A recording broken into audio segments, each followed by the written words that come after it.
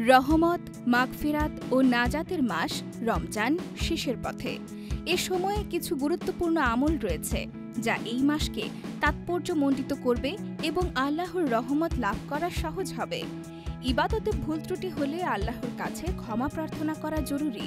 রমজানের ইবাদতে যে ভুলগুলো হয়েছে সেগুলোর জন্য ক্ষমা চাইতে হবে এবং আমল কবুলের জন্য দোয়া করা উচিত।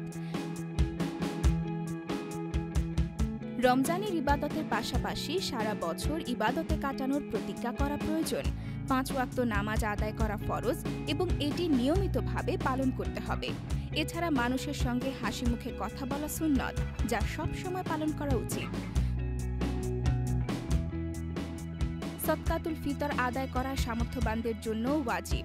ঈদের চাঁদ দেখার পর এটি আদায় করা উত্তম হলেও রমজানের মধ্যেও দেওয়া যায়। রাসূল সাল্লাল্লাহু আলাইহি ওয়াসাল্লাম বলেছেন, ঈদের নামাজের আগে ফিতরা আদায় করতে হবে। ঈদের রাতটি অত্যন্ত ফজিলতপূর্ণ। 2 ঈদের রাত ইবাদতে কাটানো সুন্নত। হাদিসে বলা হয়েছে, যে ব্যক্তি ঈদুল ফিতরের রাত সহ 5টি রাত ইবাদতে কাটাবে তার জন্য জান্নাত ওয়াজিব হয়ে যায়।